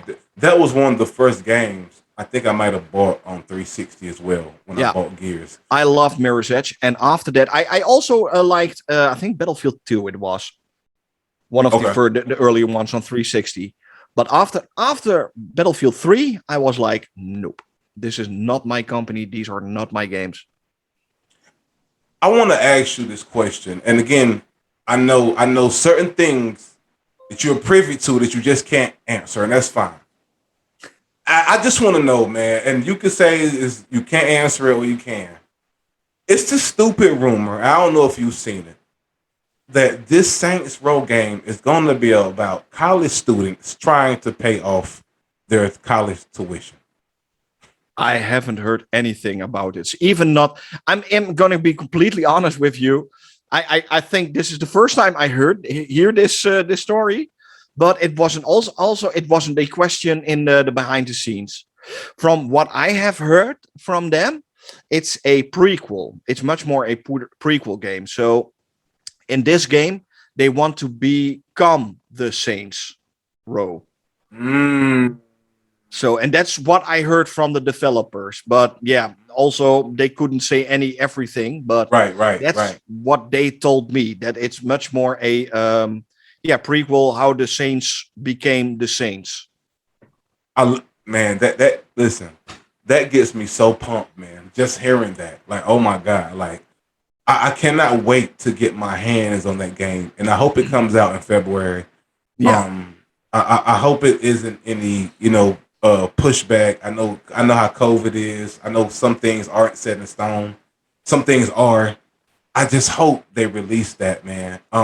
Yeah, me too. And yeah, even one of my questions came through in what kind of engine it was made, and that was the same engine as Agents of Mayhem. Nice. Okay. That's why I also did a video on Agents of Mayhem last week. So let's see. Okay, that's Saints Row. Will be a updated version of the engine of Agents of Mayhem. No, let's see how Agents of Mayhem looks like then. I like it. I like it. I like it, man. Like for me at Gamescom, man. Like I said, the Saints Row that had me pumped. What I don't like is, man, it's been years since we've seen trailers for the Gunk, right? When are we going to get a date for the Gunk? They still haven't given us a date for the Gunk. And for the life of us, can somebody please tell me what Starfield is about? I knew. I knew. It's the world's biggest secret. I don't know. Everybody is hyped on it on Twitter and everyone is talking about Starfield, but I don't even know what it is. I don't know what I see this person in a spaceship and that's it. Yeah. Like, where are you going? But that's the same. That's the same as with the trailer from God of War Ragnarok. Everyone was like, "Oh my God, God of." It could be a Tetris game, God of War Ragnarok. I don't know. I didn't see anything about the game. Right. I was one of those people hyped when I did see the Ragnarok trailer. I was hyped just because I know what that franchise stands for, and I'm just so. I want to get my hands on it. I hope they do it really well like this last one. But for the Gunk and Starfield, I just like... Yeah, but the Gunk, I also have that same with Scorn. That horror game. Yeah. Scorn 2. Yeah. They still say it will release in 2021. No. They have less than 4 months. Yeah. I mean, the same thing with this mess that Abandon is. Like, what is PlayStation doing with Abandon? That studio is here in the Netherlands. That's a Dutch studio. Yeah. So Blue Box is a Dutch studio. So, and I was looking up and I was asking a friend of mine, because I think it's in Leiden that they have the studio. And a friend of mine said, yeah, that's just a very simple, how do you say that? Condo apartments where the address is of Blue Box Studio. So, Wow. Yeah. I'm really curious about what it is. I for the life of me, man, like we thought we were gonna get a new Silent Hill, then they switched it to this Abandoned thing, and I'm just so confused about this live experience on this app that it's supposed to be. You see some guy walking to the toilet or something. I don't know what he was doing. What was he doing? We What was he don't doing? know. I think he was walking to a toilet. And that doesn't get me excited to play this at all. No. Like I'm still confused. I don't know. But let's be honest. There is something going on with that game. That's yeah. If you don't even want to know how much it will cost to make such a app for the PlayStation 5. I think that's. I think we're talking like $50,000, maybe even $60,000 that it will take to make a app like that on the PlayStation consoles for free. Wow. I think that's you don't even you heard that story about those indie games that had to pay like $25,000. So think about it, to make a free app on the PlayStation Store, how much that would cost. At least 50,000. At least. Yeah, you're right. So, you're right. And there's no way that a very, very, very small little company here in the Netherlands could pay $50,000 just to hype up their indie game. I agree. Get out of here. Yeah. No way. There is something behind it. Maybe I don't even know if it's Kojima, but if it's not Kojima, there's definitely some kind of old series of PlayStation, maybe a Parasite Eve or I don't know. There's probably something behind it from PlayStation, and it's not exclusive for PlayStation. But yeah, what it is, I don't know. But I don't believe it's just this Blue Box Studios, it's called, thing going on. Like on average, right? Like for me, when I'm playing a game, I can only maybe sit 2 hours, maybe 3 hours. Mm-hmm. I'm under the assumption that you're the type of guy that can sit there for like 6 to 8 hours and play. Is that you? Nope. What's the longest sit time? You about a 2 hour guy like me? I even have a job. You're kidding me right now. So hold up, man. Hold on. Listen. You upload so much content so quickly. Like it's like every day my phone is going off that you uploaded new content, and I love it because I'm like, okay, so something new for me to test out, something new, and let alone you just started your PlayStation tester channel, and now you telling me in between all of this madness, like you also have a dog. Yeah, that's there. And within all this madness, you able to hold down an actual job. Yeah. How do you find the 24 hours in a day to do all of these things, man? How do I do that? I make a lot in front. I do a lot of videos I already complete before they go online. Like my video for Lake, I already made like a week ago. But that's the thing though. Like even that takes time, Maurice. Like you're getting. I'm gonna tell you who you are in my mind, right? You're getting like 40,000 codes a day, right? To try these games out and to play them, and you're a gamer like me, so it gets you hype and you want to play them and see what they're like. They're new games. Nobody for the most part has access to these games yet. And you get to play them. Like, I just saw the trailer for Lake yesterday. And here you are saying, oh, I've already got the video for that done. It'll be up, soon. Like, how are you even finding the time? Because that even takes work to edit your video, get it up online. I don't edit my videos. Well, still, you record them, you have to upload it, right? Yeah. So that even takes time. Like, the recording process and playing it. I hear that a lot. I think that's a good compliment, by the way. I hear that a lot. Like you're one of my. I'm telling you, one of my favorites, and now you even more than one of my favorites because I hear that you are straight independent. You don't even have any back. It's just you. In my mind, and again, in my mind, like you had like several people behind. You had a team behind you. Nope, nobody. So it's just you doing And my dog. all and your dog doing all of this great stuff, man, and uploading all this content like back to back, and also holding down a regular job. Yeah. That takes time. When do you sleep? At night. No, I'm really not that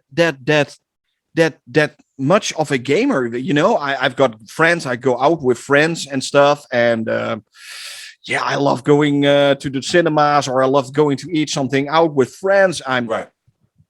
I'm not a guy that's only in his house, sadly, with his controller and like that guy on South Park that sits there. No, I'm not that guy. I'm definitely not. And yeah, I've got a job. I work with slightly mentally disabled people that work in a small work environment, and we make stuff, and we do all kinds of things together, and I help them out. But I don't do that full time. I only have a job for like 24 to 32 hours a week. So, and the rest I get with YouTube. Nice, nice, man. That is so inspirational, man. Just to hear, like, just the time that you've spent, you know, in the Comic Con era and the gaming era and this gaming era and this gaming space, and you're creative as well. You're holding down a part time job, and you're still out of all of that. You're still finding time to upload almost daily content. Like Sometimes twice, sometimes yeah, twice a day. sometimes twice a day.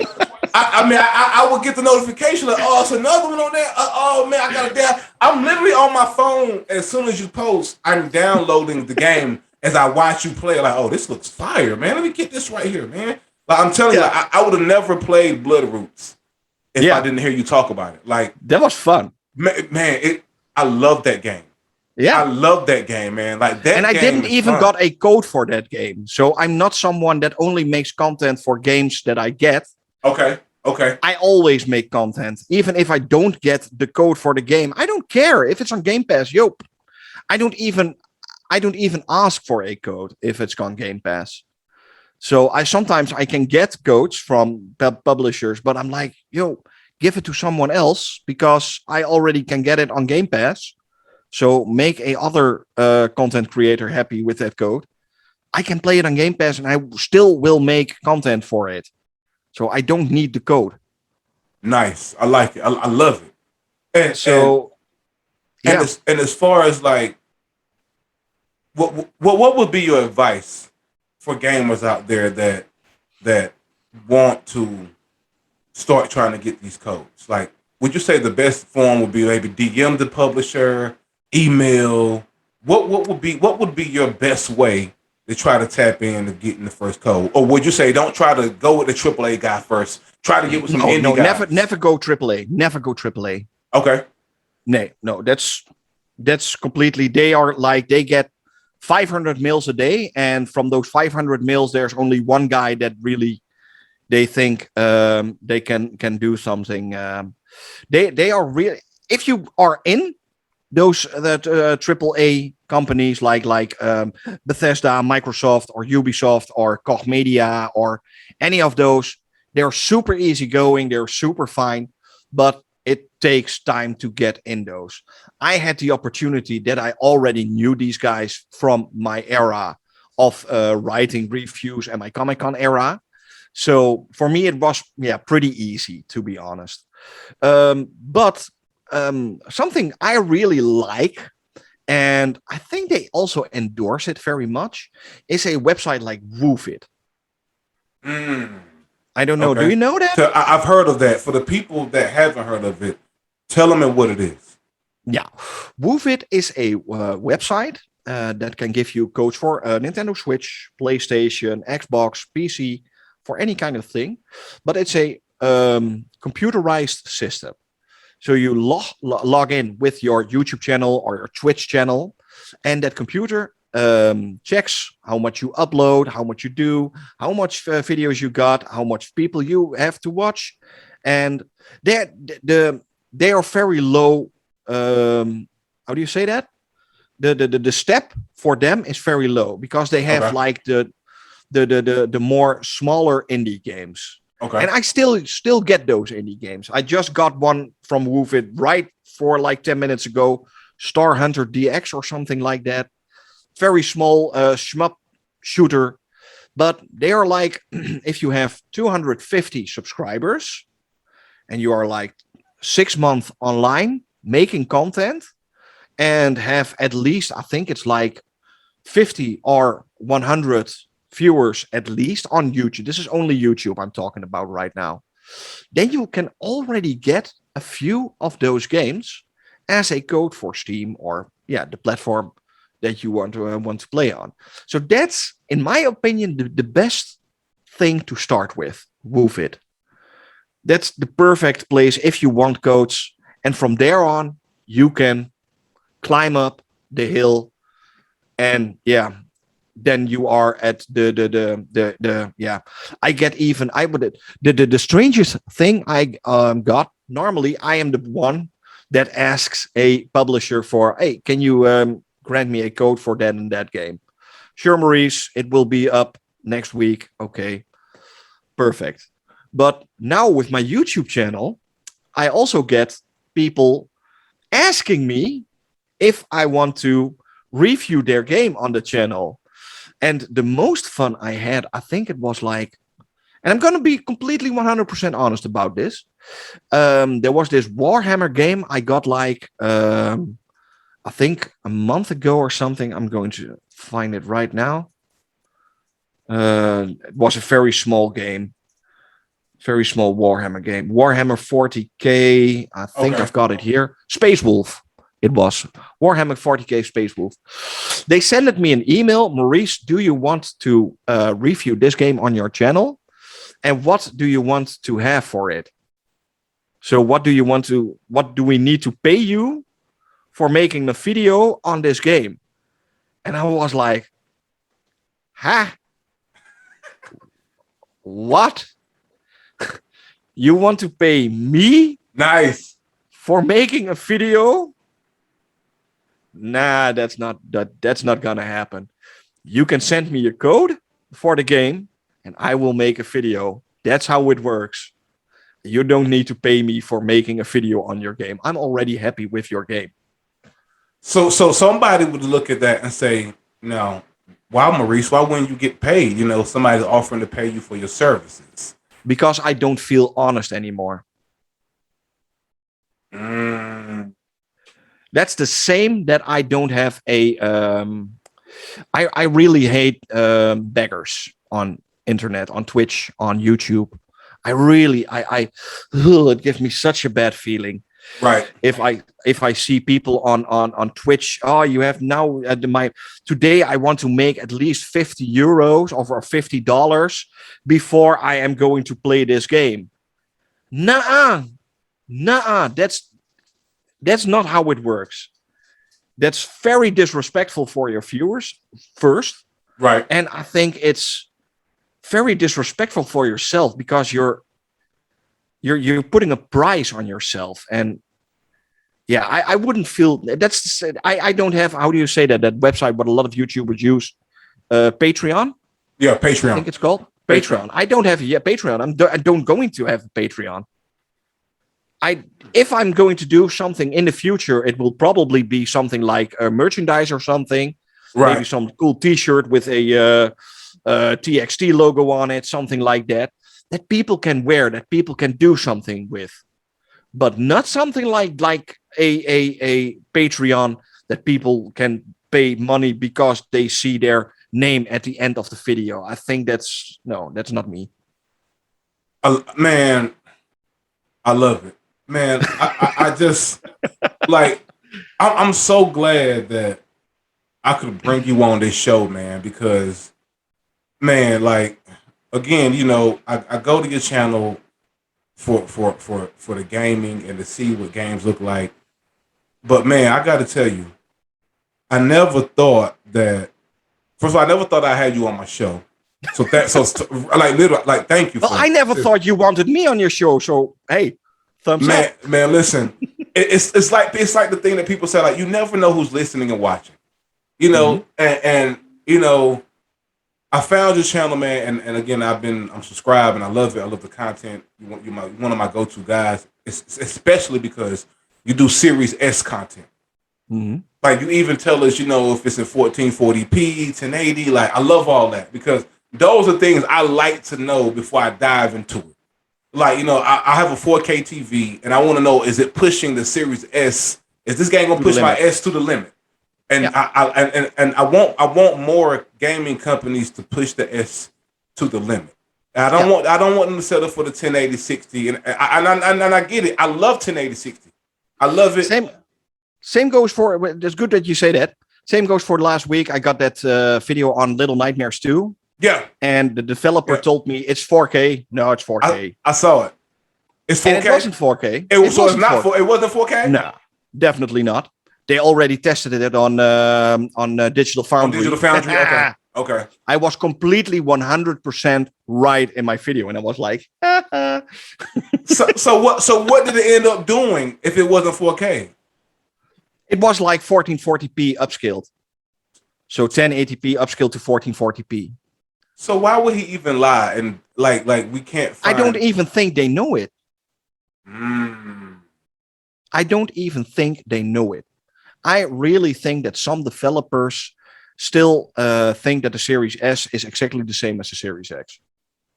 And the same and why do I say that? I saw this happen with Wreckfest. They made one version of Wreckfest for Xbox Series X, and they completely totally forgot about the Series S. So the version that we got on Series S from the new gen version was the Series X version, and it ran like 13 frames per second on the Series S because it wanted to run on 4K 60 FPS. Yeah, that's not gonna happen. Yeah, that's so crazy. I think a lot of developers need to pay more attention to the Series S. I agree. Buy a Series S. The thing costs $300. There's no reason why you couldn't invest $300. Oh yeah, and $10 extra because you make it a developer kit. Because every Series S is also a developer kit. If you get it out of the box, you can buy a developer kit app, and you can put your Series S in developer mode. Yeah, I recently saw a video on that. You're right. Yeah, it's so super simple. So even a indie game developer can make this. A good, I know a few indie developers like the guy that made the Falconeer. I don't know if you ever played that game. I haven't.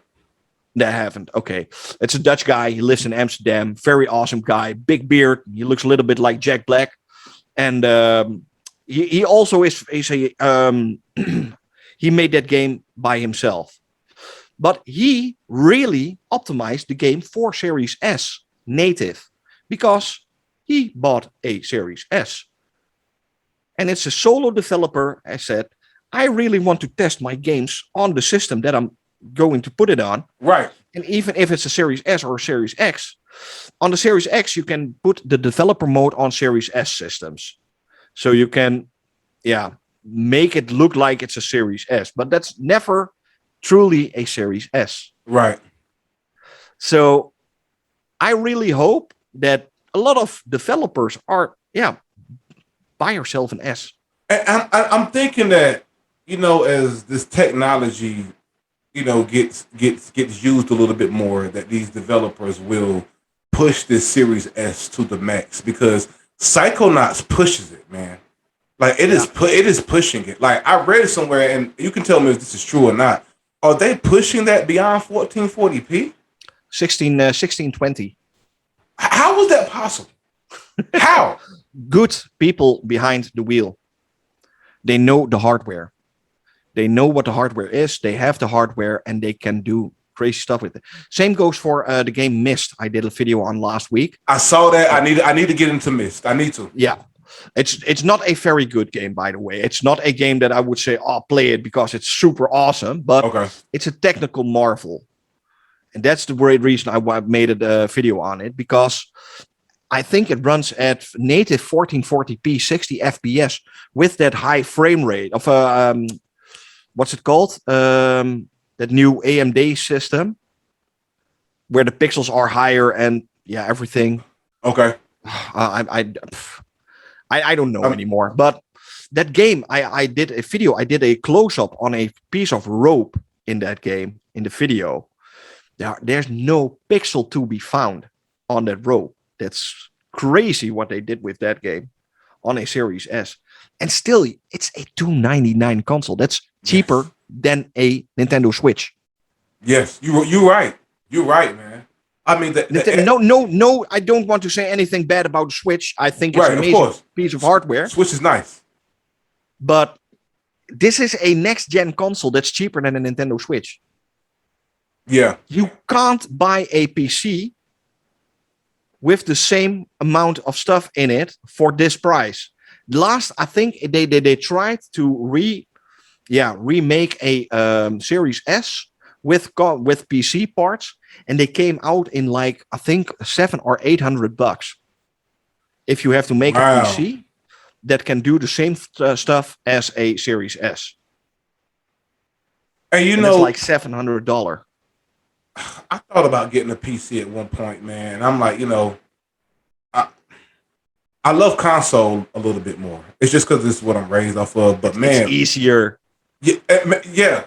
But when I see PC specs, I'm blown away. I'm like, whoa, like, oh my god, like this is amazing. Like just the frame rates they can do, because they laugh at 120 frames per second. That's nothing on the PC. They're like, oh, you console guys are just so cute. With your little 4K, you little 4K 60 frames per guys. Oh man, we doing play this game at 240. Oh my god! And I'm like, I don't even have a TV that can go that high.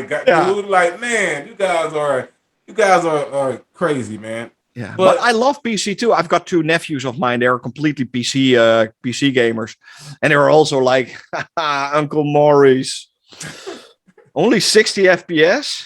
I play this game on 120 FPS. Nah. Oh my goodness, man. I love the way Doom looked on the next gen. When you did that video of Doom, I immediately went and downloaded it because I played Doom on the PlayStation 5 now. I was playing on PS4. I upgraded to the next gen since I already had it. But when I saw you play it on the S, I was amazed. I was like, man, look at cheap. Oh my god, dude! Like they made that game. It was already phenomenal, by the way. It was already graphically phenomenal. On PS5, it also looks perfect. So I was like, what more can they do? Like it was amazing on current gen. How can y'all make this game look even better? And man, they did it. They did it, man. They did it, man. It looks amazing on the Series S. Yeah, and again, I love your channel, man, because you cater. You have the X, but you cater to the S a lot. And and that's why I had to subscribe, because there's not many people that cater to the S, especially in the way that you do. You tell us if it's running on Scarlet and all this other stuff. Like we love that, man. Like we love that. I know. That's also stuff that I learned from the viewers. So I learn also a lot from the people that watch my videos. I get so many questions. Maurice, can you show this? Maurice, can you show that? Maurice, can you show the languages, for instance? On what languages can we play these games? Sure, why not? That's what I'm here for. I love it, man. Man, again, man, I had to get you on here, man, to just, to give you some love from this side, because, I watch your content, like I said, daily. And, you gave out your Twitter. I'm like, you know what? I'm going to reach out. I'm going to reach out to this guy, man, and see if I can't get him up here, man. And I want to tell the people to listen, man. This guy is so humble. He didn't have to come on my platform today and do this. And I just want to tell you, man, just thank you just for the insight. Thank you for the jewels you gave on the show. Thank you for the insight, like as far as like for the upcoming guys about just being yourself. Don't try to be this guy. Just thank you for you showing us the mistakes that you made. Like that's so important because people always they talk about the greatness of the position they're in. They never really tell you about the downfalls, the trials, the tribulations, the mistakes. That is also important Yeah. in this thing, in this space, because Own your mistakes. Own your mistakes. I love it. And again, a lot of people, not just in this gaming space, but in life period, they don't do that. They don't own their mistakes. They some people are just Like they say on Twitter, sometimes you have to take the L. sometimes you have to take the L. You're right. You're right. You're right. I love it. It's funny. It's funny hearing you say that just like on that side of the world because it's so popular here. Like, man, you gotta take you have to eat the L. You have to eat the L. You have to eat the L, man. You gotta eat that, man. You did that. You did that, Yeah. man. You gotta take it. But some people take it gracefully, like you did, and they realize it. I hope I did. Yeah. Man, I wasn't there for that mistake you made, and I'm only here to hear you talk about it. And just from where you were then and now, from what I've learned, man, you took it gracefully. You took it gracefully, man. You're building your platform. You're even doing great things out in the world with helping the disabled. Like that needs to be highlighted in itself. That takes a special type of person, man. Seriously, like it just does. It's just, yeah, I love it. and you don't find many people that are in that field that love it. Some people are there for the paycheck. A lot of them are there for the paycheck. But the fact that you love what Of you course, do, I get paid for YouTube. No, of course. I'm speaking on like you working like with the disabled. A lot of people are there sure. in that field for just the paycheck. You actually love it. You have a passion for it. Yeah. And even in this YouTube space, you get paid from YouTube, and that's wonderful. People are so impatient and don't want to put in the work to get to that. They just want to. They think that you just woke up and just started getting paid and had this many subscribers. No, it doesn't work like that. No. I'm glad you came up here and just and talked about the work that you've put in, even up to the YouTube channel that you only had a year. You still had seasoning in that to prep you for that.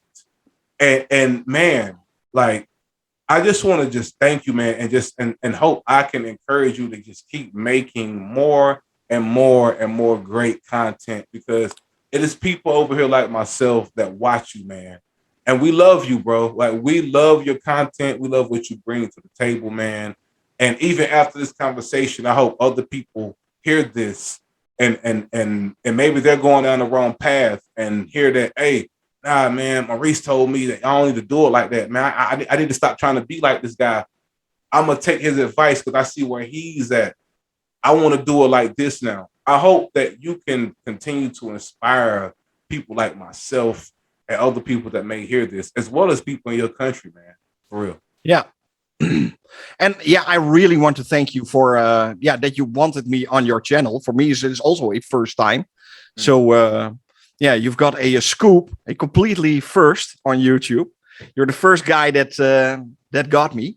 Nice, man. Nice. Oh man, nice. I love it. I love it, man. I love it. So I'm normally not that good at live. I'm much better at being alone, but I really like the conversation. I think it was a very fun conversation what we had. Yeah, man. I mean, gaming is universal, man. I mean, yeah, it was a point in time, our parents looked at us and said, you play these games, you can't make a career out of this. What are you doing? Go get a job. Now we on the back end of that, and we can make careers out of this thing. Like, hey, mom, I'm 40, 38 years old, and I'm still in front of the game. I'm still playing the game. And guess what?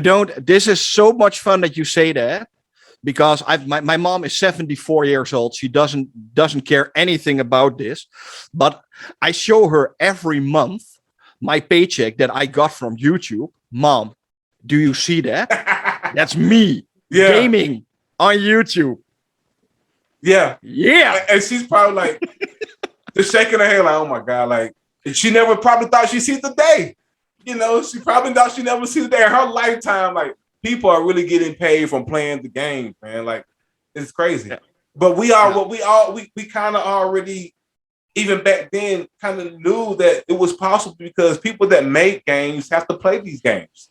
Like it has always been a future. It just hasn't been as broad as it is now. You know, that's true. That's true.